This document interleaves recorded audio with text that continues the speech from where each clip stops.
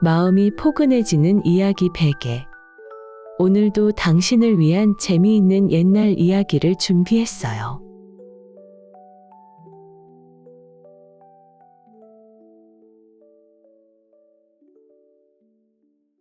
안녕하세요. 이야기 베개예요.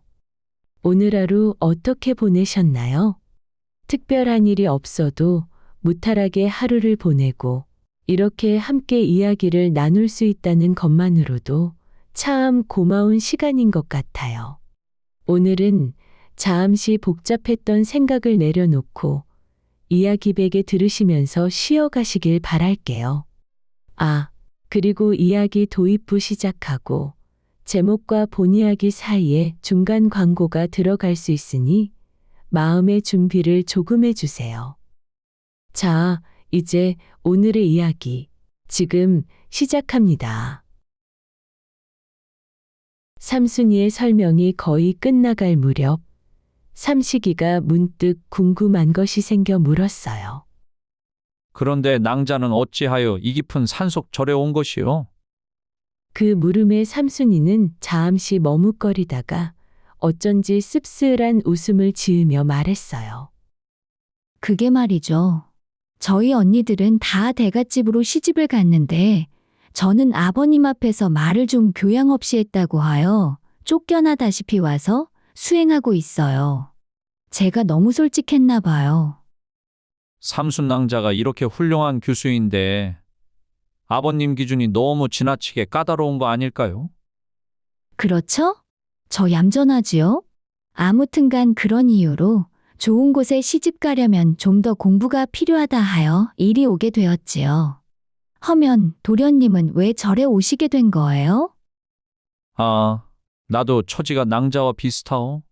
위로 형님이 둘 있는데 얼마나 똑똑하신지 그 어려운 과거에도 척척 붙고 혼담도 명문가에서 줄줄이 들어오는데 나만 형님들 그늘에 가려서 못난이 취급을 받고 있어. 그러니 혼담도 도무지 안 들어오고 하여 아버님이 나더러 절에 가서 한 1, 2년 있다가 오라고 등을 떠미셨소. 도련님도 딱하시네요. 그런데 제가 보기엔 도련님도 훌륭하신 사내인데.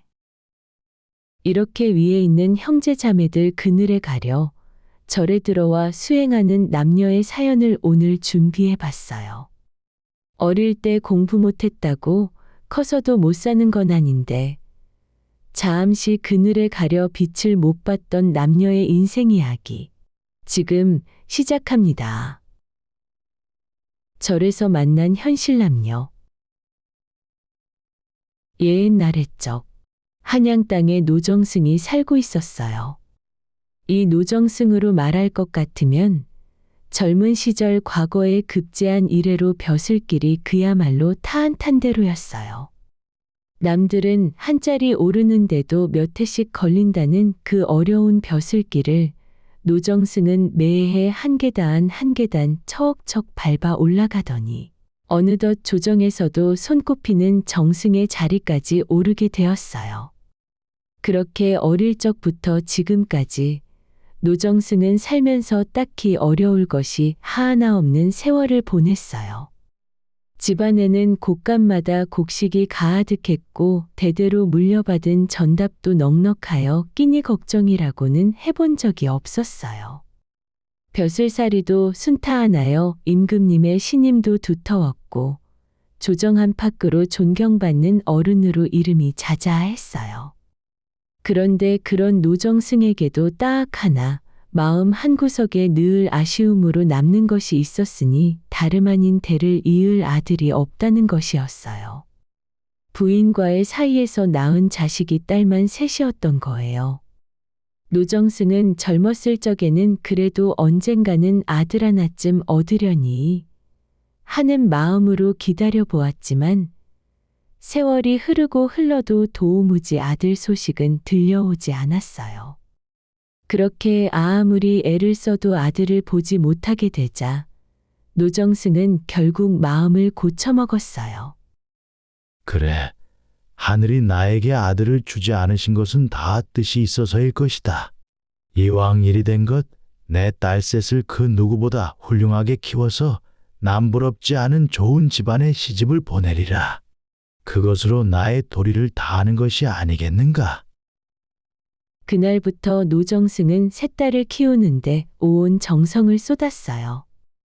여느 집안에서는 딸에게 그저 바느질이나 살림 정도만 가르치는 것이 보통이었지만 노정승은 달랐어요. 웬만한 사대부집 아들보다도 더 많은 글을 딸들에게 가르쳤어요. 여인이라고 글을 소홀히 배우면 안 되느니라. 사람의 됨됨이는 배움에서 나오는 것이니 학문을 게을리하지 말거라. 알겠느냐? 예, 알겠습니다, 아버지. 노정승은 그렇게 딸들에게 늘 당부하며 글공부뿐만 아니라 자수며 음식 만드는 법까지 모두 빈틈없이 갖추도록 했어요.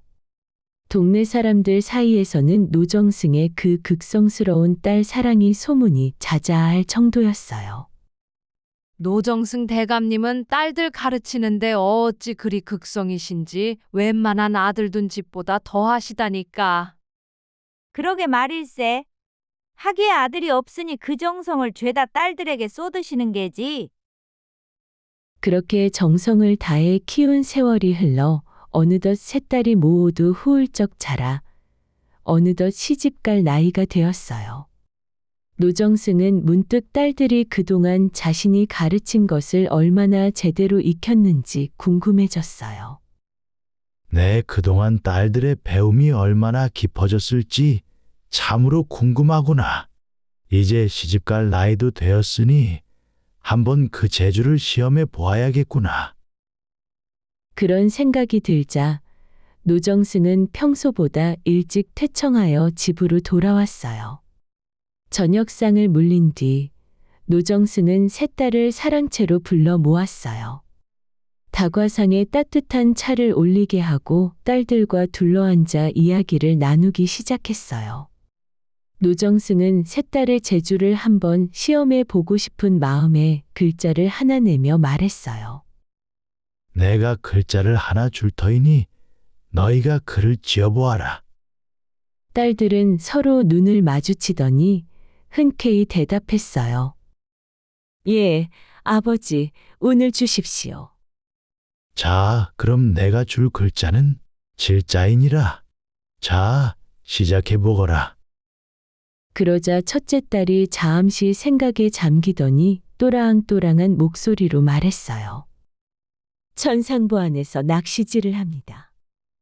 노정승은 그 대답을 듣자마자 무릎을 탁 치며 크게 기뻐했어요.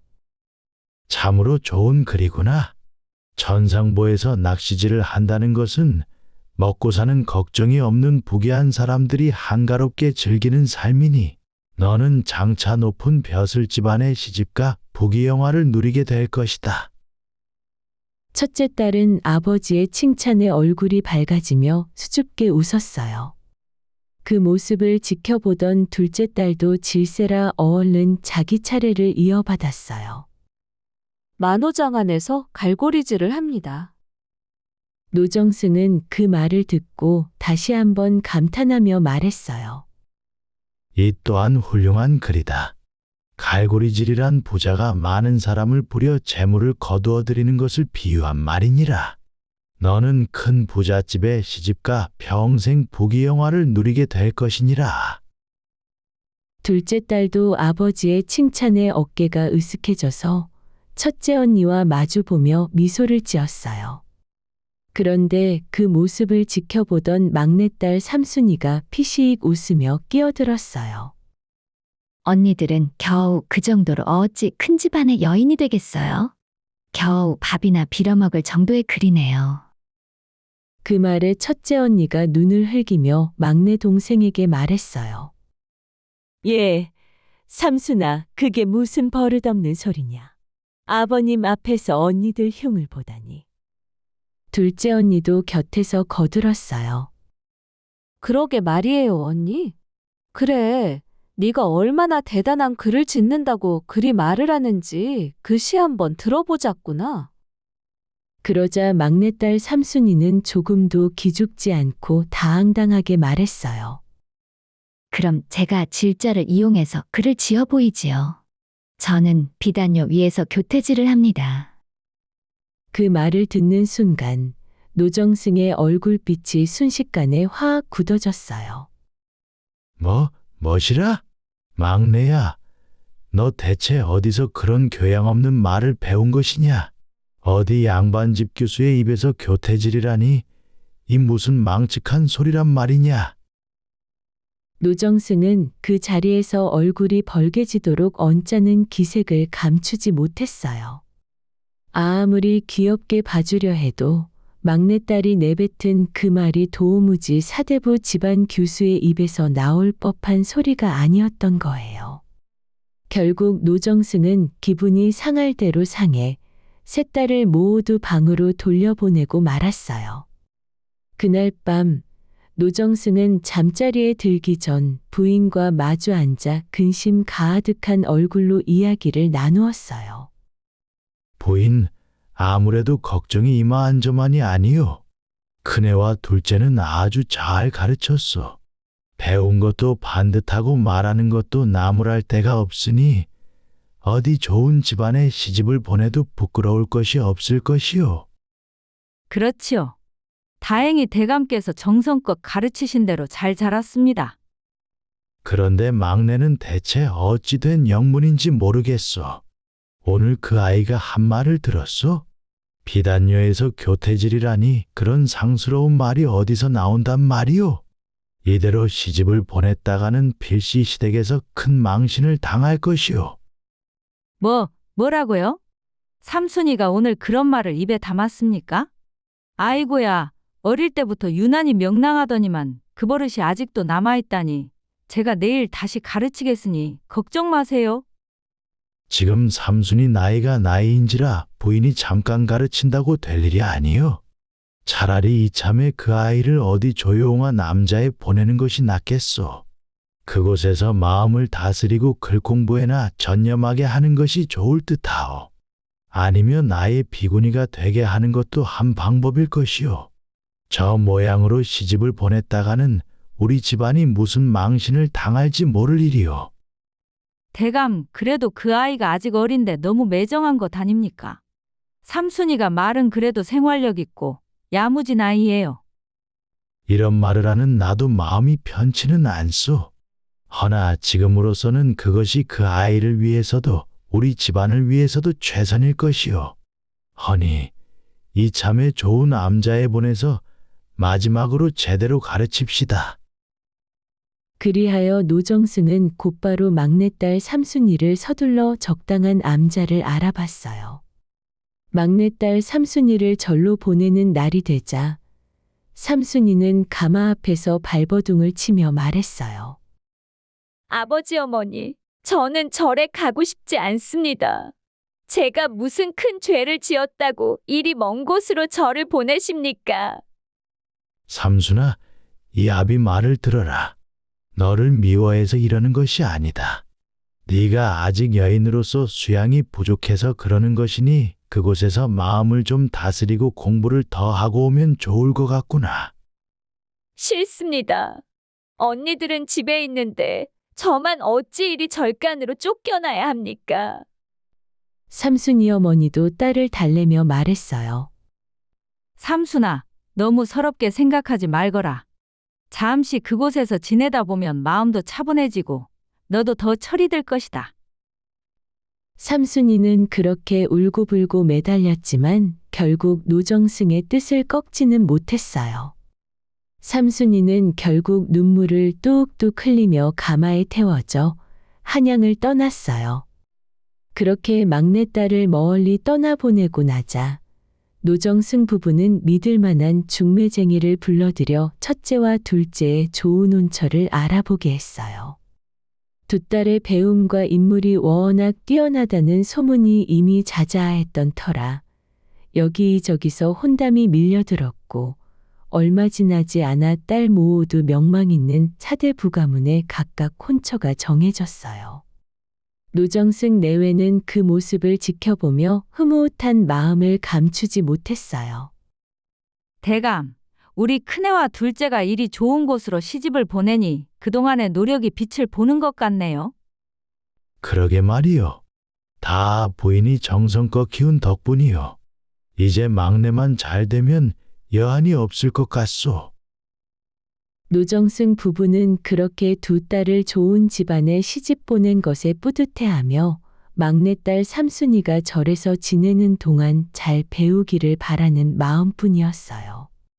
한편 막내딸 삼순이는 아버지가 아는 지인을 통해 한양에서 한참 떨어진 깊은 산속의 큰 절에 맡겨지게 되었어요. 그 절은 마을과도 멀찍이 떨어져 있어 그야말로 고요한 곳이었어요. 그곳에는 비구니 여스님들이 모여 수행에 전념하는 곳이었어요. 칸칸이 만들어진 작은 방에는 수행하는 여스님들이 용맹정진하는 그야말로 공부와 수행 외에는 할 것이 없는 금남의 구역이었어요. 그 중에서도 가장 구석진, 조용한 방에 삼순이가 안내되었어요. 나이가 지긋한 비구니 큰 스님이 방문을 열어주고 두툼하고 묵직한 책구러미를 삼순이의 손에 쥐어주며 말했어요. 삼순아 씨, 이제 이곳에서 머물며 다도와 음식 그리고 이 책들을 달달 외우기 전까지는 이 절을 떠나실 수 없습니다. 허니 몸과 마음을 수련하고 글을 배우며 마음을 다스리십시오. 삼순이는 두툼한 책을 받아들고는 눈이 휘둥그레졌어요. 스님, 이 책을 다 외우라고요? 수련을 하라면 하겠지만 책이 너무 많습니다. 사람이 어찌 이걸 다 웬단 말입니까? 많다 느껴지시겠지만 하루에 석 장씩만 외워도 못할 것이 없습니다. 아씨 정도 글 공부 실력이며 충분히 하실 수 있습니다. 저만 믿고 따라오시면 하실 수 있습니다. 삼순이는 그 완고한 말투에 더는 대꾸할 엄두가 나지 않았어요. 결국 본전도 못 찾고 삼순이는 절에서 내어준 수수한 잿빛 법복으로 갈아입고 좁은 방 안에 앉아 억지로 책을 펴들었어요. 처음 며칠은 그래도 참아보려 했지만 눈꺼풀이 천근만근 무거워져 꾸벅꾸벅 졸다가 책상 위에 이마를 박기 일쑤였어요. 그러다가도 답답함이 치밀어 오르면 좁은 방바닥을 이리 뒹굴 저리 뒹굴하며 짜증을 부렸어요. 아이고, 내 팔자야. 언니들은 다 좋은 집에 시집가서 떵떵거리며 사는데 나는 어쩌다 이런 산골짜기까지 끌려와서 이 고생을 한단 말인가. 이럴 줄 알았으면 그날 아버님 앞에서 그런 말은 하지 않고 그냥 고사항한 척하고 있을 것을. 삼순이의 절생활은 정말 녹록치 않았어요. 새벽닭이 울기도 전에 일어나 예불을 드리고 예불이 끝나면 곧바로 공양간으로 가 음식을 만들며 하나부터 10까지 철저히 규칙과 계율에 따라 살았어요. 비구니 큰 스님이 말했어요. 아씨, 쌀을 씻을 때도 이렇게 생명을 다루듯 살살 정성 들여 씻으셔야 합니다. 이건 그냥 쌀이 아니라 우리 생명을 살리는 쌀이니 그리 바악박 문지르면 아니 됩니다. 아, 스님, 알겠습니다. 워낙 양이 많아서 급한 마음에. 그러니 더욱 정성을 들여야지요. 자, 다시 해보십시오. 다들 모른 척 할 뿐이지 정성을 들였는지 아닌지 다 압니다. 삼순이는 곱게 자란 과거는 어느덧 잊고 거칠어진 손으로 무거운 물동이를 나르고 아궁이에 불을 떼다가 매운 연기 때문에 눈물 콧물을 쏙 뺐어요. 게다가 설거지를 겨우 마쳤다 싶으면 곧바로 마당을 쓸어야 했고 마당을 다 쓸었다 싶으면 어느새 점심 준비할 시간이 되어 있었어요. 그리고 그 모든 일을 마치고 나면 다시 방으로 돌아가 그 두꺼운 책을 붙들고 씨름해야 했어요. 삼순이는 하루가 저물 때마다 온몸이 녹초가 되어 밤이 되면 방바닥에 그대로 뻗어버리곤 했어요. 그렇게 힘든 나날이 이어지자 삼순이는 밤마다 몰래 도망칠 궁리를 하기 시작했어요. 차라리 오늘 밤에 몰래 도망을 갈까? 이 산길을 따라 내려가면 마을이 나올 텐데 거기서 어떻게든 살 방법을 찾아보면 되지 않을까? 삼순이는 그런 생각을 하며 밤마다 이불 속에서 몸을 뒤척였지만 고된 하루 일에 지쳐 몸이 말을 듣지 않아 도망은커녕 그대로 골아떨어지기 일쑤였어요. 한편 그절 아래 자리한 마을에는 송진사라는 사람이 살고 있었어요. 송진사는 그리 큰 부자는 아니었지만 그 고을에서는 알아주는 명망 있는 집안이었어요. 마을에 무슨 어려운 일이 생기거나 판단하기 힘든 일이 있으면 사람들은 너나 없이 송진사를 찾아와 조언을 구했어요. 마을 사람들은 모이면 늘 송진사 집안을 칭찬하곤 했어요. 송진사 대감님이야 워낙 훌륭하시지만 그댁 아들 셋이 다 어찌 그리 똑똑한지 몰라. 첫째와 둘째는 벌써 과거에 합격했다지 않은가. 그러게 말일세. 하나같이 학문도 깊고 인물도 좋으니 참으로 부러운 집안이야. 그렇게 칭찬이 이어지다가도 마지막에는 항상 슬쩍 한마디를 끼워 넣으며 다들 웃음을 터뜨리곤 했어요. 그런데 그댁 막내 삼식이 도령은 형들에 비하면 좀 부족하지 않은가? 허허, 부족이 뭔가? 그건 과찬이지. 한참 부족하지. 그래도 사람은 서글서글하고 착하지 않은가? 착하기야 착하지. 사실 그 말이 틀린 말은 아니었어요.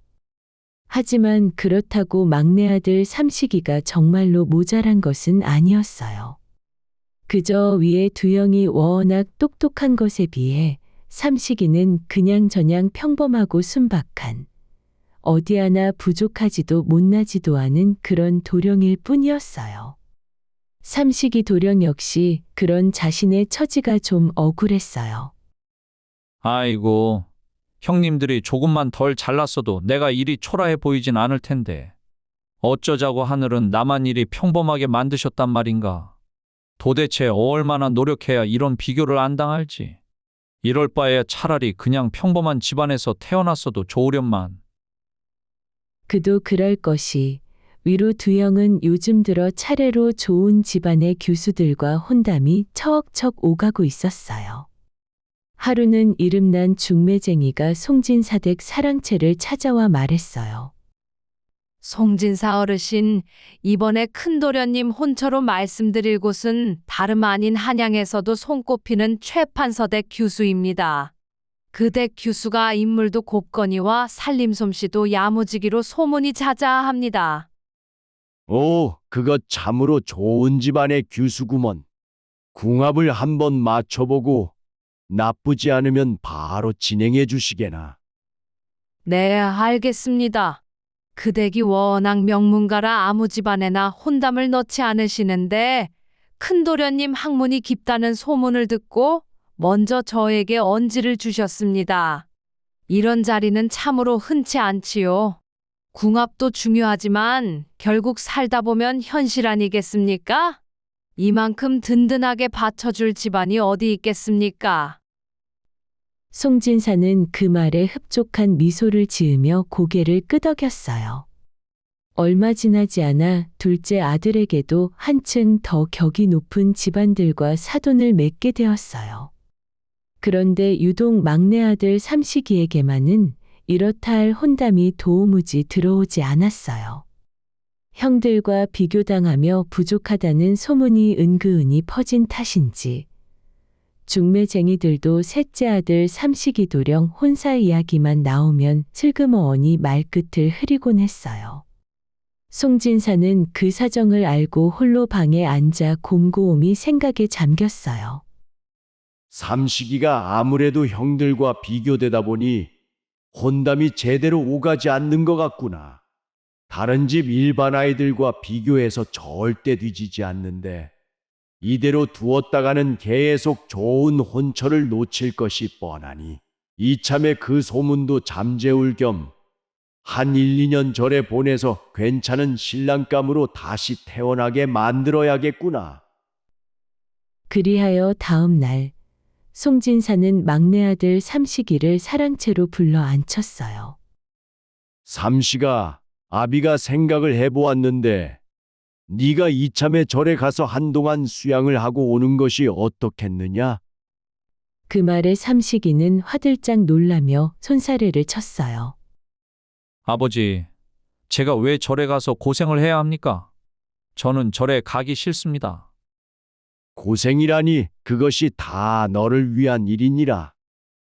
아버지도 아시다시피 저는 절 음식 싫어합니다. 저는 매 끼니 고기 반찬 없이는 힘을 못 쓴다고요. 저는 체질상 고기 없이 못 삽니다. 그냥 여기서 지내겠습니다. 이게 다 너를 위한 결정이니라. 이번만큼은 아버지 결정대로 따르려무나. 삼식이와 송진사는 그렇게 한참을 실랑이를 벌였어요. 그러던 중 송진사에게 문득 좋은 생각이 떠올랐어요. 다름 아닌 송진사의 여동생이었어요. 송진사의 여동생은 온 집안 식구들의 반대에도 아랑곳하지 않고 모질게 속세와의 인연을 끊고 출가를 해버린 비구니 스님이었어요. 그러고는 그 고을 깊은 산속 여승들만 모여 사는 사찰에 들어가 정진의 정진을 거듭한 끝에 지금은 그 절의 큰 스님 자리에까지 오른 스님이었어요. 송진사는 그 여동생을 떠올리고는 삼식이에게 단호하게 말했어요. 네 고모였던 큰 스님에게 내 이미 일러두었으니 거기 가서 수양하고 공부하고 오거라. 네 고모 음식 손맛 좋은 거 알지 않느냐? 사는데 불편함은 없을 것이다. 네가 거기 가서 멋진 사내로 거듭나야 좋은 혼담이 들어올 것이 아니냐? 아버지, 제가 알아서 적당한 처자 찾아볼 테니 신경 쓰지 마세요. 너는 결정해라. 내가 대주는 돈으로 편히 공부하며 비단 옷 입고 살 것인지 아니면 그냥 이 아비와 연을 끊을 것인지. 결국 삼식이는 아버지 뜻을 꺾을 수 없어 마지못해 고개를 끄덕이고 말았어요. 그리하여 이튿날 이른 아침, 삼식이는 진보다리 하나를 짊어지고 고모 스님이 계시는 산속 깊은 절을 향해 길을 나섰어요. 아침 일찍 출발했는데도 산길이 워낙 험하고 굽이굽이 이어져 있어 해가 저물 무렵에야 겨우 그 사찰에 다다랐어요. 비구니들만 산다는 그 절 입구에 들어서자 소식을 미리 들은 큰 스님이 마중을 나와 있었어요. 삼시가 오느라 고생 많았지. 고모, 아버지가 저더러 여기서 공부 좀 하고 오라고 보내셨어요. 그래, 여기서 차분하게 공부하고 수양하며 지내거라. 내 잘 챙겨줄 것이니 어려운 일 있으면 언제든 말하고. 내가 이것저것 맛있는 거 챙겨주마. 그리고 나는 출가를 했으니 고모라 부르지 말고 스님이라고 하거라. 알겠지? 예, 고모 스님. 헌데 저는 고기 반찬 없이 밥 먹기 힘들어요. 저 가끔 산아래 주막에 내려가서 밥 먹고 올 테니 그리 하세요. 그리고 저도 억울한 게 제가 형님들처럼 글 공부를 못해서 그렇지 저도 웬만큼 다 안다고요. 아버지는 너무 기준이 높으신 거예요. 고모 스님은 오해 마세요. 아이고, 내가 다 알지. 삼식이 너도 이미 잘하고 있으니 세상 눈치 보지 말 거라. 나는 다 안다. 여기서 마음 편히 지내거라. 큰 스님은 그런 조카의 투정에 허허 웃으며 고개를 끄덕여 주었어요. 아무래도 여승들만 사는 금남의 곳이다 보니 다른 비구니 스님들의 수행에 방해가 되지 않도록 삼식이는 절에서 조금 떨어진 별채로 안내되었어요. 그렇게 독채를 얻은 삼식이는 그야말로 세상 편한 나날을 보내기 시작했어요. 잠도 해가 중천에 뜨도록 늘어지게 늦잠을 자고 배가 고프면 어슬렁어슬렁 공양간으로 내려가 남은 밥에 여러 가지 산나물을 넣고 쓱쓱 비벼 먹는 것이 하루 일과였어요. 내가 절밥이 슴슴해서 싫어하지만 그래도 산채 비빔밥은 절에서 먹는 게 최고라니까. 공기가 좋아서 그런가? 이거 참 맛나다. 맛나? 삼식이는 그렇게 혼자 중얼거리며 나물을 골고루 넣어서 스님들이 정성 들여 만든 장을 넣고 커다란 그릇에 밥을 쓱쓱 비볐어요. 큰 스님은 비록 오래전 속세와의 인연을 끊었다지만 어디 기억이 끊어지나요? 삼식이가 갓난쟁이 일적 안아주며 보살폈던 터라 조카 삼식이가 다 큰 어른이 되었다지만 여전히 어리광 부리는 애처럼 귀엽게만 보였어요. 그렇게 며칠이 지난 어느 날 점심때였어요. 그날도 삼식이가 공양간에 슬쩍 들어가 이것저것 반찬을 꺼내 먹고 있었는데 마침 그날 점심밥을 지으러 들어온 삼순이와 딱 마주치고 말았지 뭐예요. 삼순이는 분명 이 절에는 사내라고는 그림자도 없다고 들었는데 웬 낯선 사내 하나가 공양간에 떡하니 들어와 갖가지 반찬을 다 헤집어 놓고 우걱우걱 먹고 있는 모습을 보자마자 산거지로 알고 화가 확 치밀어 올랐어요. 아니, 이게 웬 산거지야? 여기가 어디라고 함부로 들어와서 반찬을 다 헤집어 놓는 것이냐? 삼순이가 냅다 소리를 지르며 손에 잡히는 대로 밥주걱을 집어들자 삼식이는 화들짝 놀라 뒷걸음질을 쳤어요. 나는 산거지가 아니오. 낭자, 오해 마시오. 오해는 무슨 오해? 산거지가 아니고서야 어디 허락도 없이 공양간 음식을 훔쳐먹는단 말이냐? 낭자, 진정하시오. 내 얼굴 어딜 봐서 산거지 같단 말이오. 내가 자초지종을 설명하겠소. 삼식이가 그렇게 억울함을 호소하며 이리저리 피해 다녔지만 삼순이는 밥주걱을 휘두르며 끝까지 삼식이의 뒤를 쫓았어요. 그렇게 한바탕 소란이 벌어지고 있을 때 마침 큰 스님이 그 소리를 듣고 부랴부랴 공양간으로 달려왔어요. 아이고, 이게 무슨 소란이요. 삼순낭자 그만하시오. 큰 스님이 급히 두 사람 사이를 가로막으며 자초지종을 설명했어요. 이 아이는 산거지가 아니라 내가 속세에 있을 적 조카 삼식일세. 삼식이 도령 아비의 뜻으로 이 산에 공부하러 온 지 얼마 되지 않았으니 낭자가 너그러이 이해해 주시게. 삼식이가 아직 이곳 생활에 서투르니 먼저 절에 들어온 삼순낭자가 산 생활을 좀 도와줄 수 있겠소? 삼순이는 큰 스님의 말을 듣고서야 겨우 밥주걱을 내려놓았어요.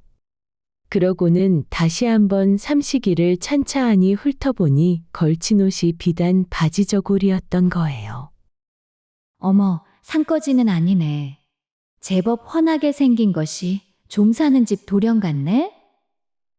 삼순이는 오랜만에 또래 젊은 사내를 눈앞에서 마주하니 마음 한구석이 이상하게 두근거리는 것을 삼순이는 애애써 모른 척했어요.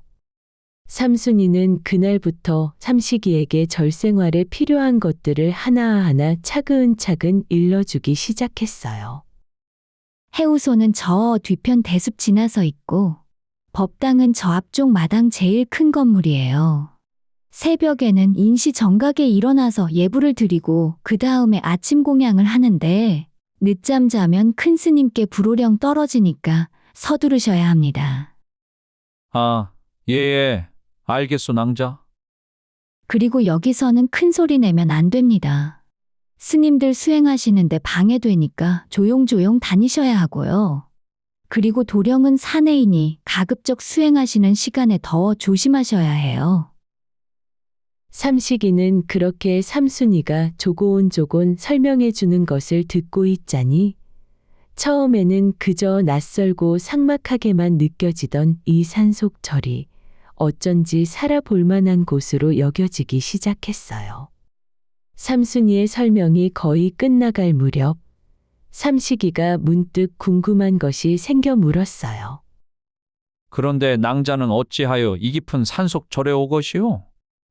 그 물음에 삼순이는 잠시 머뭇거리다가 어쩐지 씁쓸한 웃음을 지으며 말했어요. 그게 말이죠. 저희 언니들은 다 대갓집으로 시집을 갔는데 저는 아버님 앞에서 말을 좀 교양 없이 했다고 하여 일이 쫓겨나다시피 와서 수행하고 있어요. 제가 너무 솔직했나 봐요. 삼순 낭자가 이렇게 훌륭한 교수인데 아버님 기준이 너무 지나치게 까다로운 거 아닐까요? 그 말에 삼순이는 눈을 반짝이며 반가운 기색을 감추지 못했어요. 그렇죠? 저 얌전하지요? 그냥 현실적인 것뿐인데 아버님은 그걸 자꾸 교양 없다고만 하시니 답답할 노릇이에요. 아무튼간 그런 이유로 좋은 곳에 시집 가려면 좀 더 공부가 필요하다 하여 이리 오게 되었지요. 허허, 그거 참 딱하게 되었소. 삼순이는 그렇게 처음 보는 사내가 자기 편을 들어주는 것이 내심 반가워 웃음이 절로 났어요. 그러다 삼순이도 궁금한 것이 생겨 삼식이에게 물었어요. 허면 도련님은 왜 절에 오시게 된 거예요? 나도 처지가 낭자와 비슷하오. 위로 형님이 둘 있는데 얼마나 똑똑하신지 그 어려운 과거에도 척척 붙고 혼담도 명문가에서 줄줄이 들어오는데 나만 그 그늘에 가려서 못난이 취급을 받고 있소. 그러니 혼담도 도무지 안 들어오고 하여 아버님이 나더러 절에 가서 한 1, 2년 있다가 오라고 등을 떠미셨소. 도련님도 억울하시겠어요. 제가 보기엔 도련님도 훌륭하신 사내인데. 그러게 말이오. 낭자를 보니 나만 일이 억울한 게 아니었구려. 두 사람은 그렇게 서로의 처지를 나누며 위로하다가 서로 마주보며 피시익 웃음을 터뜨렸어요. 비슷한 나이대에 게다가 처지까지 서로 통하니 자연스레 마음이 가까워졌어요. 그날 이후로 두 사람은 마치 오랜 친구처럼 절에서 이러언저런 일들을 함께 했어요. 삼순이가 마당을 쓸면 삼식이도 옆에서 빗자루를 들고 거들었고 삼순이가 공양간에서 음식을 준비하려 하면 삼식이는 옆에서 부지런히 도와주었어요. 낭자, 이거 무거우니 내가 들겠소. 어머, 고맙습니다, 도련님. 그렇게 두 사람은 어느새 알콩달콩 서로를 챙기는 사이가 되었어요. 삼식이는 낯선 산중에서도 야무지고 씩씩하게 지내는 삼순이의 모습을 보며 속으로 생각했어요. 아니, 저렇게 생활력 있고 씩씩한 처자를 왜 몰라주는 것이야? 고상한 말투가 밥 먹여주나? 양반집 교수가 저리 야무지게 물동이도 군말 없이 이고 저리 싹싹한데. 그렇게 삼식이가 삼순이를 은근히 마음에 두기 시작할 즈음 두 사람은 오전 일을 마치고 점심을 함께 나누어 먹은 뒤 오후 공부 시간이 되면 어김없이 마당 한편에서 마주쳤어요. 서로 글 공부하는 것을 도와주기도 하고 문제를 내주며 답을 맞춰보기도 하면서 어느새 두 사람은 친구처럼 스스럼 없이 붙어 다니게 되었어요. 그 모습을 저 멀리서 지켜보던 큰 스님은 빙글에 웃음을 지으며 혼잣말을 했어요. 아니, 우리 조카 천생연분이 여기 있었네 그려. 저 두 아이가 저리 죽이 잘 맞으니 이거야말로 부처님께서 점지해 주신 인연이 아니겠는가. 큰 스님은 삼순낭자의 아버지도 그렇고 삼식이의 아버지 성격도 어찌나 깐깐하고 팍팍한지 이 두 사람을 정식으로 절차 밟아가며 혼인시키기에는 아무래도 무리가 있을 것 같다는 생각이 들었어요. 그래서 큰 스님은 은근슬쩍 나름의 작전을 짜기 시작했어요. 삼시가 너도 본격적으로 수행하며 공부를 하려면 몸을 정갈이하고 임해야 하느니라. 너도 알다시피 이곳은 비구니 스님들과 여인들이 머무는 절이라 너를 위해 따로 목욕물을 데워줄 수가 없구나. 허니, 앞으로 밤이 깊으면 저기 옆에 폭포 아래서 몸을 정갈이 씻고 글 공부에 매진하거라. 아, 고모 스님, 진작 알려주시지 그러셨어요. 안 그래도 몸이 근질근질해서 씻고 싶었는데 누구한테 등목도 부탁할 수가 없어서 답답했는데 잘 됐네요. 고모 스님, 알겠습니다. 얘 이 녀석아 고모라고 하지 말라 하지 않았느냐. 그냥 스님이라고 부르거라. 사실 그 폭포 아래 물은 밤이 깊어지면 종종 삼순낭자가 몰래 찾아가 몸을 씻던 곳이었어요. 삼순이는 하루 종일 스님들의 아침, 점심, 저녁 공양을 준비하다 보면 땀이 비오듯 쏟아져서 밤이 깊으면 몰래 그곳을 찾아가곤 했어요. 그날 밤도 삼순이는 모두 자는 시간을 틈타 홀로 폭포 아래로 향했어요. 시원한 물줄기 아래서 하루의 땀을 씻어내며 삼순이는 혼잣말을 했어요. 아이고, 시원하다. 여기 물이 좋아서 대충 씻어도 몸이 매끈매끈하단 말이야. 이건 폭포물이 아니라 아주 약순물이로구나. 삼순이는 어둠 속에서 콧노래까지 흥얼거리며 신나게 몸을 씻고 있었어요. 그런데 그것도 모르고 삼식이도 슬금슬금 폭포 쪽으로 다가와서는 훌러덩 옷을 벗어젖히고 물속으로 푸웅덩 뛰어들었어요. 아이쿠, 시원하다. 그런데 삼식이는 삼식이대로 한참을 물장구를 치며 씻고 있는데 옆에서 누군가 흥얼거리는 소리가 폭포 소리를 뚫고 조금씩 들리는 게 아니겠어요? 분명 고양이 소리도 아니고 사람의 흥얼거리는 목소리였어요. 삼식이는 화들짝 놀라 그쪽으로 고개를 돌렸는데 오메 세상에 저쪽 모퉁이에서 뽀얀 등짝을 드러낸 채 몸을 씻고 있는 삼순낭자가 보이는 게 아니겠어요? 삼식이는 그 순간 심장이 쿵쾅쿵쾅 뛰기 시작했어요. 아니, 이게 대체 무슨 일이야? 어찌 이 시간에 삼순낭자가 여기서 목욕을 하는 것이야? 삼식이가 그렇게 속으로 어쩔 줄 몰라 하며 얼굴이 새빨개져 있는데 삼순이도 이상한 기척을 느끼고 뒤를 돌아보았어요. 그런데 그곳에 다름 아닌 삼식도령이 떡하니 서 있는 것을 보고 삼순이도 쏘스라치게 놀라 두 손으로 몸을 가리며 소리쳤어요. 삼식도령, 내 글이 안 봤는데 어찌 여인이 목욕하는 것을 훔쳐보시는 것이요? 정말로 아직 공부와 수련이 부족하시군요. 아, 아니요, 낭자. 내 결코 낭자를 훔쳐보려던 것이 아니오. 나는 그저 우연히 이곳에 오게 된 것뿐이오. 아무도 없을 때 여기서 몸을 씻으려고 온 것이지. 낭자가 여기 있는 줄은 몰랐소. 일단 알겠으니 여기 보시지 마시고 뒤돌아 서세요. 아, 알겠소. 나도 나름대로 수련을 하려고 정신을 단련하려고 이 찬물에 몸을 담그러 온 것이오. 절대 다른 뜻은 없었소. 알겠으니 저 옷 입을 동안 뒤돌아서 계세요. 그렇게 삼순이는 다급한 마음에 옷을 집어 하나 둘 주서 엄주섬 입기 시작했어요. 마음이 급해서인지 몸을 잘 닦고 입지 않아서인지 옷이 잘 입혀지지 않았어요. 그래도 대충 치마를 두르며 삼순낭자가 장난기가 생겨 물었어요. 그런데 도련님, 여기 산속에 오셔서 그간 얼마나 수행은 많이 하셨나요? 나는 낭자 덕분에 좋은 거 많이 먹으며 수행 잘했습니다. 헌데 낭자는 그건 왜 물으십니까? 왠지 아직 수행이 좀 부족한 것 같아 보이기도 해서요.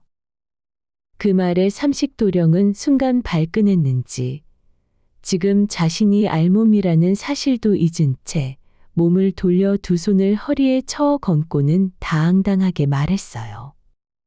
이거 보시오. 나는 수련을 열심히 해서 이렇게 단단해졌는데 더 이상 어떻게 해야 된단 말입니까? 삼순이는 그 말에 저도 모르게 슬쩍 시선을 돌려 달빛에 은은하게 비치는 삼식도령의 다부진 몸을 보고 말았지 뭐예요? 산속 생활로 다져진 것인지 아니면 타고난 것인지 어깨며 팔뚝이며 제법 단단해 보이는 게 나쁘지 않아 보였어요. 어머나, 이거 생긴 것만 봐서는 그냥 순박한 도령인 줄 알았더니 몸은 또 제법 사내다운데 산속에서 이런 사내를 다 만나다니 이것도 인연이라면 인연인가? 삼순이는 속으로 그렇게 생각하며 슬며시 미소를 지었어요. 그리고 삼순이 낭자는 삼식이 도령에게 수건을 건네는 척하다가 발이 미끄러워서 그만 물에 푸웅덩 빠지고 말았어요. 물에 가압작이 빠지긴 빠졌지만 삼식이 도령이 얼른 잡아 안아 올려 무사했어요. 하지만 서로에게 푸웅덩 빠진 것은 구해낼 방법이 없었지 뭐예요? 그렇게 달빛 아래 차가운 폭포수도 식히지 못한 두 젊은 청춘의 뜨거운 마음은 결국 걷잡을 수 없이 타올랐고 그날 밤에 두 사람은 그렇게 깊고 뜨거운 연을 맺고 말았어요. 그렇게 며칠이 지나자 두 사람의 사이를 익히 눈치채고 있던 큰 스님이 마침내 두 사람을 불러 앉혔어요. 너희 둘이 이미 마음을 다 나눈 사이인 듯한데 이대로 그냥 지낼 수는 없는 것 같구나. 이왕 일이 된 것 부처님 앞에서 정식으로 부부의 연을 맺거라. 그리하여 며칠 뒤 절 앞마당에서 소박하게나마 혼례가 치러졌어요. 화려한 혼례상은 아니었지만 큰 스님이 정성껏 마련해준 소박한 상 앞에서 삼순이와 삼식이는 서로 맞절을 올리며 정식으로 부부의 연을 맺었어요. 큰 스님은 조카 삼식이가 이렇게 좋은 배필을 만나는 것을 지켜보니 마치 자기 자식이 혼례를 올리는 것처럼 마음이 벅차올랐어요. 큰 스님은 방으로 들어가 살림에 도움이 될 만한 것을 챙겨주며 말했어요. 이거 얼마 안 되지만 가지고 가서 살림에 보태거라. 이 산 아래로 조금만 내려가면 오래전부터 비어있는 집이 하나 있으니 거기서 살아보거라. 그리고 이 쌀도 가져가서 먹거라. 고모 스님, 저 장가도 보내주시고 이것저것 챙겨주셔서 감사해요. 조만간 기반 잡히면 인사드리러 올게요. 삼순이도 큰 스님께 고개를 숙이며 말했어요. 스님, 정말 감사합니다. 스님 덕분에 이렇게 제 인연을 만나게 되었습니다. 큰 스님은 그렇게 두 사람의 손을 꼭 잡아주며 흐뭇하게 미소를 지었어요. 그리하여 큰 스님이 일러준 대로 하한참을 내려가니 정말로 빈집이 하나 나타났어요. 그 집을 물끄러미 바라보던 삼순이는 잠시 생각에 잠기더니 말했어요. 일단 며칠은 스님이 주신 음식으로 버틸 수 있겠지만 계속 신세를 질 수는 없어요. 저는 산을 돌아다니며 나물과 약초를 캘 것이니 서방님은 나물을 해다가 숯을 구우세요. 숯 한 가마를 구워 팔면 좁쌀을 사서 밥을 지을 수 있을 테니 그렇게 함께 살아가면 언젠가는 살림도 일으킬 수 있지 않겠어요? 그거 좋은 생각이요, 부인. 그리 합시다. 그렇게 이야기를 마친 두 사람은 짐을 정리한 뒤 그 빈집에 자리를 잡았어요. 이튿날부터 삼식이는 혹시라도 불씨가 튀어 산불이라도 날까 염려되어 숯가마는 집에서 조금 떨어진 곳에 짓기로 했어요. 삼순이는 그동안 산속 여기저기를 부지런히 돌아다니며 눈에 띄는 나물이며 돈이 될 만한 약초를 캐서 바구니 가득 채워왔어요. 그러던 어느 날 아침 함께 밥상에 마주 앉아 삼순이가 물었어요. 서방님, 숯가마 지을 곳은 찾으셨어요? 아, 부인. 안 그래도 살짝 안으로 오목하게 들어간 게 동굴 같으면서도 주변에 돌이 있어서 산불이 안 날 것 같은 곳을 찾았소. 오늘부터 거기에 돌을 쌓고 흙을 발라 가마를 만들 것이요. 허면 저도 가서 일을 도울게요. 아니요, 부인. 부인도 바쁜데 그러지 않아도 돼요. 그냥 가마로 갈 때 주먹밥이나 챙겨가겠소. 에이, 그러면 맛이 없지요. 따끈하게 밥이랑 국 만들어서 들고 갈게요. 가까우니 걱정하지 마세요. 그럼 조심해서 오시오. 이렇게 두 사람은 비록 가진 것 없이 가난했지만 서로를 살뜰히 아끼며 하루하루를 살아갔어요. 그날도 삼순이는 아침 일찍 일어나 집안 살림과 빨래를 마친 뒤 점심때가 다가오자 남편을 위해 정성껏 밥을 짓고 국을 끓였어요.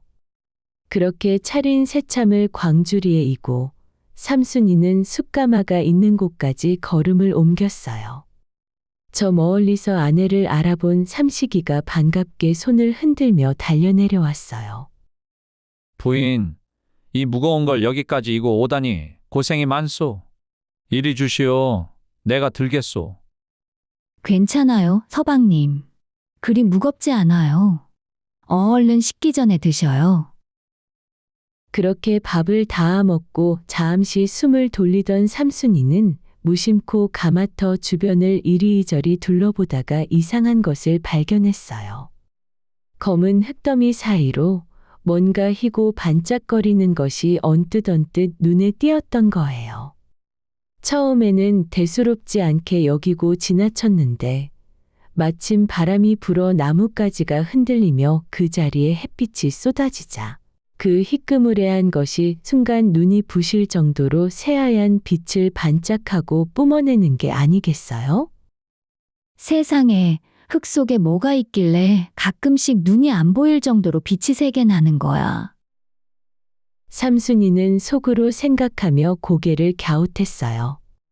점심을 다 먹은 뒤 삼순이는 남편에게 슬쩍 물어보았어요. 서방님, 여기 가마 주변 오목한 곳이 좀 다른데요? 뭔가 희고 반짝이는 게 있어서 눈에 제대로 빛이 들어오면 안 보일 정도로 하얗던데요? 그래요? 나는 그저 흙 색깔이 좀 이상하다 여기고 대수롭지 않게 넘겼는데 그런 것이 있었소? 예, 아까 밥 먹을 때도 언뜻 빛이 나는 게 보이던걸요. 그냥 돌멩이는 아닌 것 같아요. 그거 참 신기한 노릇이구려. 밥 다 먹었으면 한번 같이 살펴봅시다. 밥을 다 먹은 뒤 삼순이는 빈 그릇을 바구니에 주섬주섬 담아놓고는 남편을 거들 겸 숯가마터 주변의 돌들을 이리저리 옮기는 일을 도왔어요. 그렇게 돌을 옮기다가 주변을 자세히 살펴보니 아무래도 예사롭지 않았어요. 삼순이는 반짝이는 그 돌 조각을 조심스레 집어들고는 혹시나 하는 마음에 입에 넣고 이빨로 지그시 깨물어 보았어요. 그러자 정말로 그 매끈한 돌 표면에 삼순이의 이빨 자국이 선명하게 남는 게 아니겠어요? 삼순이는 눈이 휘둥그레져서 소리쳤어요. 서방님, 여기 숯가마터가 아니에요. 숯 안 만들어도 되겠어요. 그게 무슨 소리요, 부인? 하루가 아니라 열흘이 걸려도 좋으니 이 하얀 돌을 캐서 집으로 가져가시죠. 아니, 대체 이게 뭐이길래 그러시오? 이거 는이에요, 은. 여기가 필시 은맥이 있는 곳인가 봐요. 우리가 지금 은광을 발견한 거예요. 정말이요? 부인이 잘못 본 것은 아니고? 남편은 그 말에 반신반의하면서도 삼순이가 하도 확신에 차서 말하니 이내 고개를 끄덕였어요. 그렇게 두 사람은 그날부터 숯 대신 그 반짝이는 돌덩이들을 캐내기 시작했어요. 그렇게 파다 보니 은광이라 부르기에는 애매하였고 그래도 순도 높은 은이 띄엄띄엄 있었어요. 그 무렵 이 근방에는 천석군이라 불리는 큰 부자가 살고 있었어요. 어느 날 천석군 부자는 아버지 산소를 둘러보러 산길을 오르던 중 우연히 어느 작은 굴 앞에서 무언가를 캐고 있는 젊은 부부의 모습을 보게 되었어요. 천석군은 그 모습이 어쩐지 예사롭지 않아 보여 걸음을 멈추고 멀찍이서 가만히 지켜보았어요. 대체 저기서 뭘 저리 열심히 캐고 있는 것인가? 수출 굽는다기에는 하는 짓이 좀 이상한데. 그렇게 유심히 지켜보던 천석군의 눈에 순간 그 굴 안쪽에서 새하얀 광채가 언뜻 새어나오는 것이 보였어요. 그 빛이 어어찌나 맑고 환하던지 마치 캄캄한 밤하늘에 별빛이 쏟아지는 것 같았어요. 마침내 그 굴 안에서 은빛으로 반짝이는 것을 똑똑히 확인하고는 깜짝 놀랐어요. 저곳에 은광이 숨겨져 있구나. 천석군은 속으로 쾌재를 부르며 어떻게든 저 젊은 부부에게서 그 은광을 사야겠다고 마음먹었어요. 다음 날 천석군은 곧바로 하인을 시켜 삼식이를 자신의 집으로 불러오게 했어요. 그날 저녁 삼식이는 일을 마치고 돌아와 아내 삼순이에게 그 소식을 전했어요. 부인, 아래 마을의 천석군 큰 부자가 나를 부른다니 한번 다녀와야겠소. 서방님을요? 왜요? 글쎄, 나도 잘 모르겠소. 나도 그분을 직접 뵌 적이 없어서 도저히 무슨 영문인지 감을 잡을 수가 없구려. 이튿날 아침 삼식이는 옷매무새를 단정히 하고 천석군의 집을 찾아 나섰어요. 마을에서도 소문난 그 큰 기와집은 대문부터가 예사롭지 않았고 담장은 하하도 높아서 내부를 볼 수조차 없는 위험 있는 집이었어요. 삼식이가 대문 앞에서 머뭇거리고 있으니 미리 언지를 받은 하인이 삼식이를 다 한 번에 알아보고 얼른 다가와 인사를 건넸어요. 나으리께서 기다리고 계십니다. 이쪽으로 드시지요.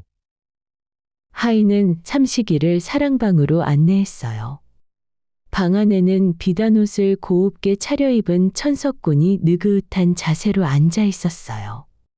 삼식이는 조심스레 방에 들어서서 고개를 숙여 인사를 올렸어요. 어르신, 저를 부르셨습니까? 그래, 내가 자네를 불렀네. 거두절미하고 그렇게 산속에서 힘들게 살지 말고 우리 집과 거래를 하나세. 우리 집 앞에 있는 천석불량의 쌀가마와 너희 집 앞에 돌무더기와 그 굴을 서로 바꾸세. 네? 어찌 그런 말씀을. 일단 저는 그것을 제 마음대로 결정할 수 없습니다. 그럼 누구 마음대로 한다는 것이냐? 집에 가서 아내와 의논해 봐야 합니다. 아내가 좋다고 하면 바꾸겠습니다. 좋다. 가서 물어보고 오너라. 삼식이는 집으로 돌아와 아내에게 그동안의 일을 자세히 이야기했어요. 아래 마을 큰 부자가 우리 집 돌무더기와 자기 집과 천석의 쌀가마와 바꾸자고 하는데 부인 생각 어떻소? 정말요? 그럼 바꾸겠다고 하세요. 아직 얼마 캐지도 않았는데 벌써요? 네, 그냥 바꾼다고 하세요. 저희는 그 정도 재산이면 충분하고 여기서 나오는 은을 캘 만큼 인력도 부족하잖아요. 그러니 그냥 파시지요. 그리고 그냥 말로만 하지 마시고 그 집 문서도 확실히 받고 천석의 쌀가마도 직접 눈으로 다 확인한 뒤에 하자고 하세요. 어수룩하게 나섰다가 나중에 말이 바뀌면 안 되니까요. 그것 참으로 좋은 생각이요, 부인. 부인은 참으로 야무지고 생활력 있는 것 같소. 알겠소. 그리 전날이다. 이튿날 삼식이는 다시 천석군의 집으로 찾아가 아내가 일러준 대로 말했어요. 어르신, 아내와 의논한 결과 거래를 하기로 했습니다. 다만 집 문서를 확실히 받고 천석의 쌀가마도 직접 확인한 뒤에 정식으로 거래를 마치고 싶습니다. 알겠네. 그리하세. 그리하여 천석군은 곧바로 집안의 문서를 내어 삼식이에게 건네주었어요. 그러고는 일꾼들을 죄에다 불러 모아 다른 곳간에 흩어져 있던 쌀가마까지 합쳐 천석의 쌀가마를 채워넣기 시작했어요. 그렇게 천석군이 그간 모은 모든 쌀가마가 다 빠져나가는 것을 보니 어쩐지 슬며시 아까운 마음이 들었어요. 천석군은 일꾼 하나를 몰래 불러 세우며 말했어요. 999석만 옮기고 나머지 한 석은 저기 산속 움막으로 가져다 놓거라. 나도 한 석은 먹어야겠구나. 예, 알겠습니다, 어르신. 일꾼들은 그렇게 쌀 한 가마니만 슬쩍 빼놓고 나머지 999석을 모두 삼식인의 집으로 옮겨주었어요. 쌀가마를 모두 옮긴 뒤 삼식이는 집으로 돌아와 아내 삼순이에게 말했어요. 부인, 다 확인했소. 집문서도 받았고 창고를 보니 쌀도 다 넣어주었는데 천석군 부자 어르신께서 한 섬은 안 주셨소. 999석만 주셨소. 그 말을 듣자 삼순이는 눈을 찌잉긋하며 웃더니 움막 안으로 들어가 간단한 보찜을 싸기 시작했어요. 그러고는 그동안 몰래 캐서 모아두었던 은돌 중에서도 가장 큼지막한 것 하나를 골라 보찜 속에 챙겨 넣으며 말했어요. 그렇다면 우리도 은덩이를 하나 가지고 가시지요. 그러면 셈이 맞지요. 자, 서방님, 이제 기와집으로 가시지요. 부인이 그리 생각하니 그럴듯하구려. 그럼 그리합시다.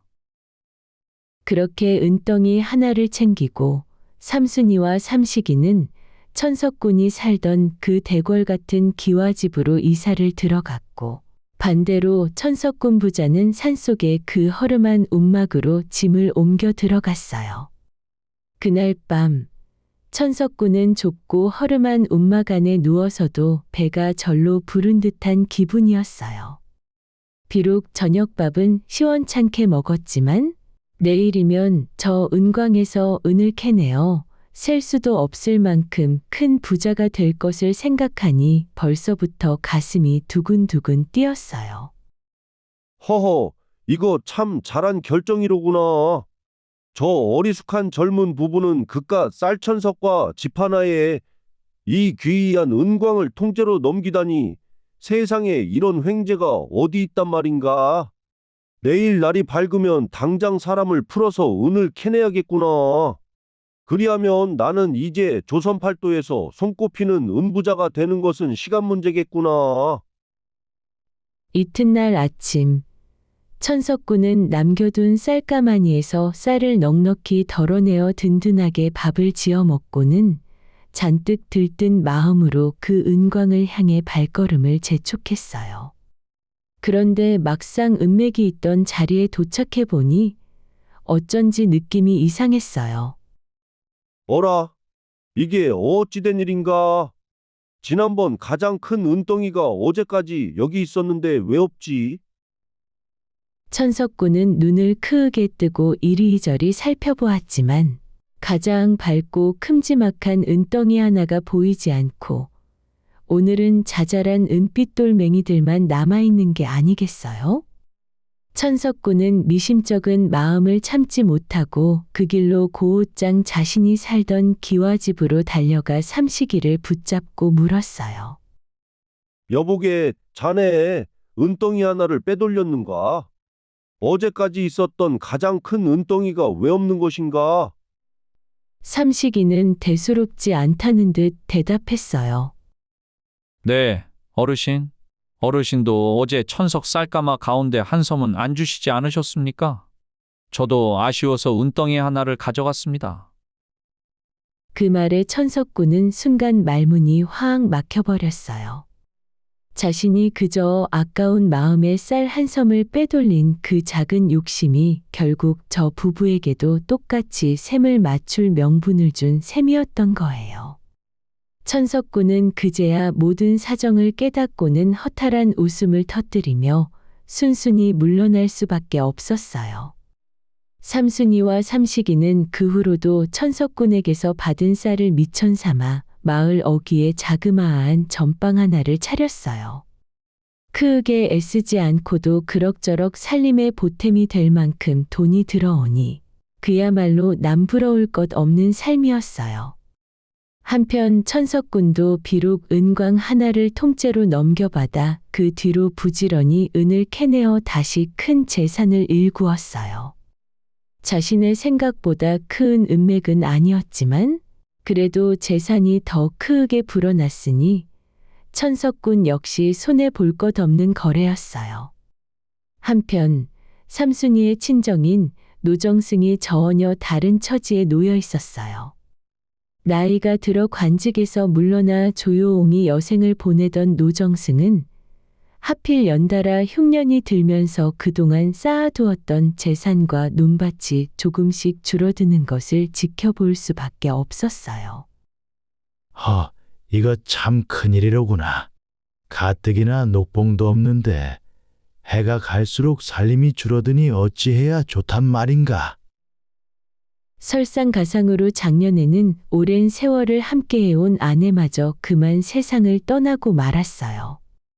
그렇게 되자 노정승은 그야말로 세상에 의지할 곳 하나 없는 외로운 신세가 되고 말았어요. 결국 노정승은 나이도 들고 해서 곁에서 돌봐줄 사람도 필요하다는 생각이 들어 딸이 사는 곳으로 옮겨가는 것을 고민하기 시작했어요. 그래, 첫째와 둘째 모두 좋은 집안에 시집을 보냈으니 그 아이들 집에 얹혀 산다 해도 큰 문제는 안 될 것이다. 명색이 대감댁 부인들이니 이 늙은 아비 하나 거두는 것쯤이야 어렵지 않겠지.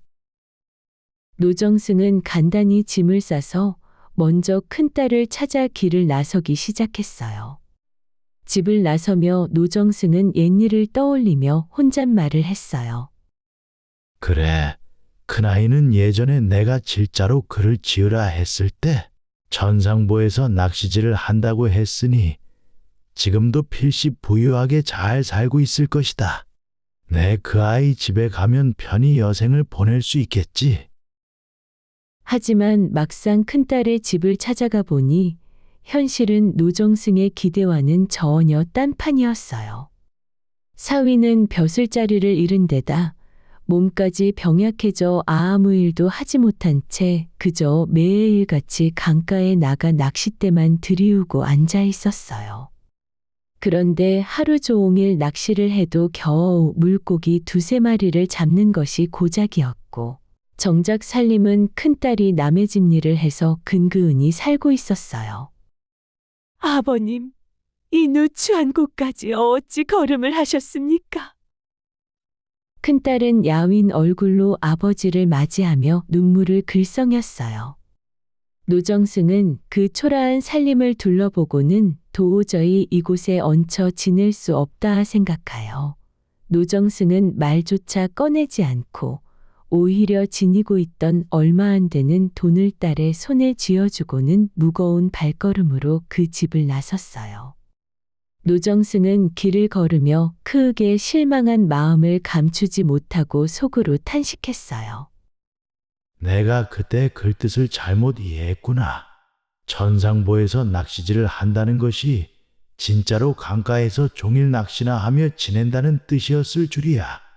허나 어쩔 수 없지. 큰아이의 팔자가 그런 것이니 내 어찌할 도리가 없구나. 그래, 이번에는 둘째를 찾아가 보자. 둘째는 만호장안에서 갈고리질을 한다고 했으니 필시 그동안 돈을 많이 모으며 살고 있을 것이다. 노정승은 그렇게 스스로를 다독이며 다시 기운을 내어 둘째 딸의 집을 향해 걸음을 옮겼어요. 그런데 이게 웬일인가요? 둘째 딸의 집도 다 쓰러져가는 초라한 오두막집이 되었지 뭐예요? 사위는 지게의 생선을 잔뜩 짊어지고 다니며 손에 든 갈고리로 생선을 찍어 손님들에게 팔고 있었어요. 노정승은 그 모습을 보고 자신의 눈을 의심할 수밖에 없었어요.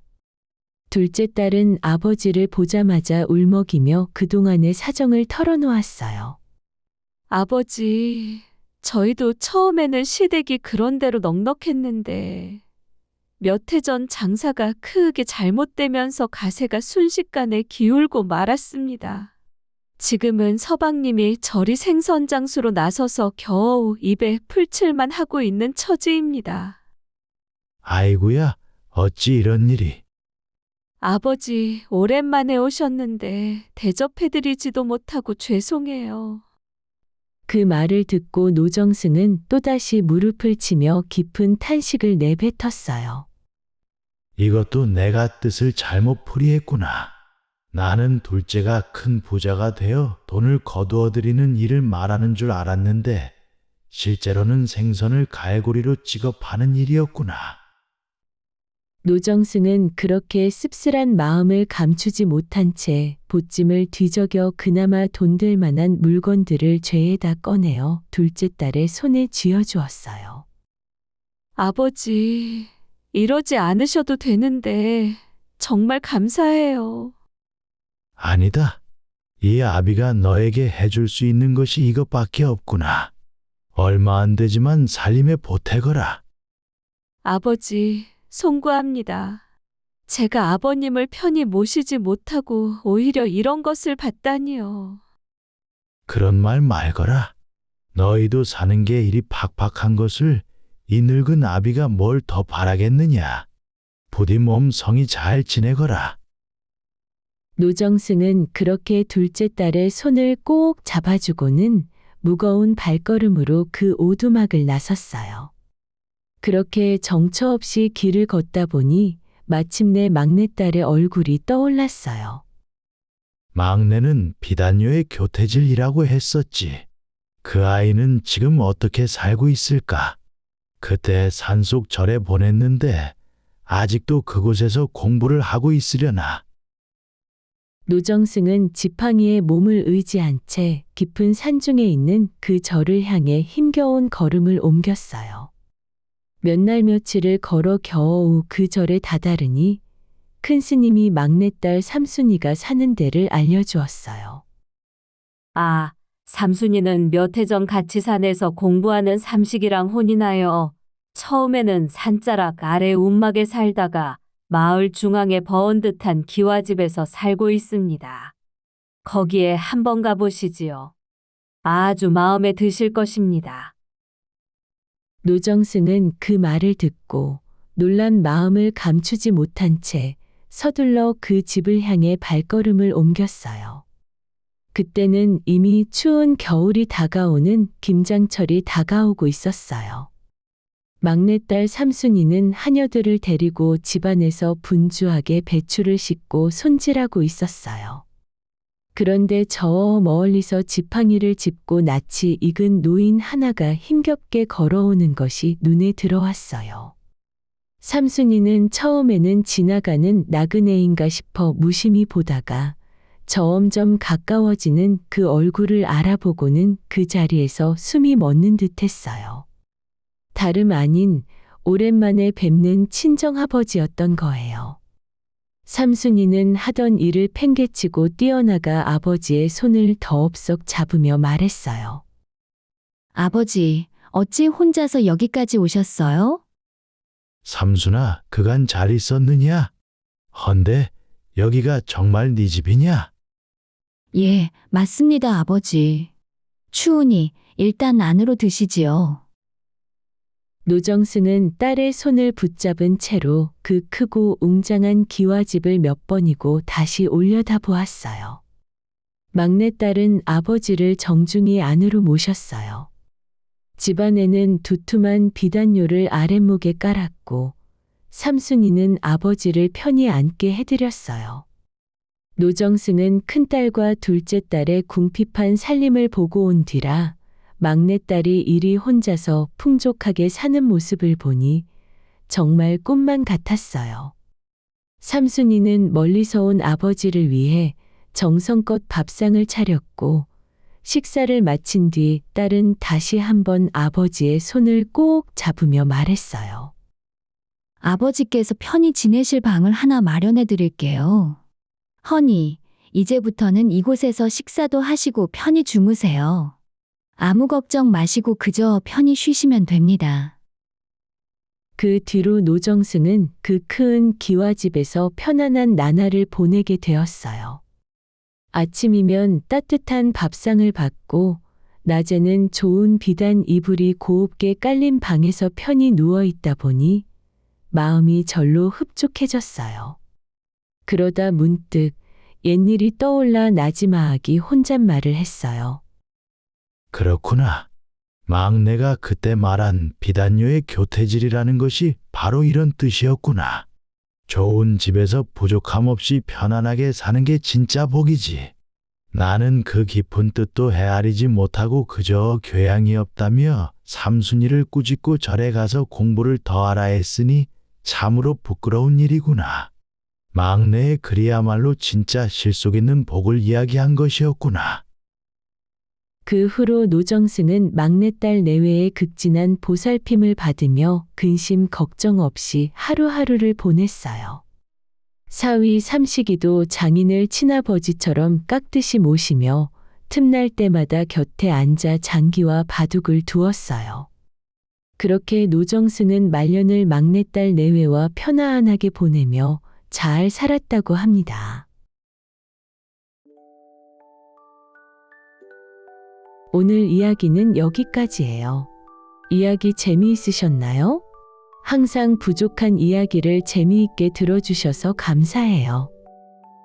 오늘도 이야기 베개와 함께 해주셔서 참 고마워요. 포근한 밤, 고운 꿈 꾸세요. 다음 이야기에서 만나요.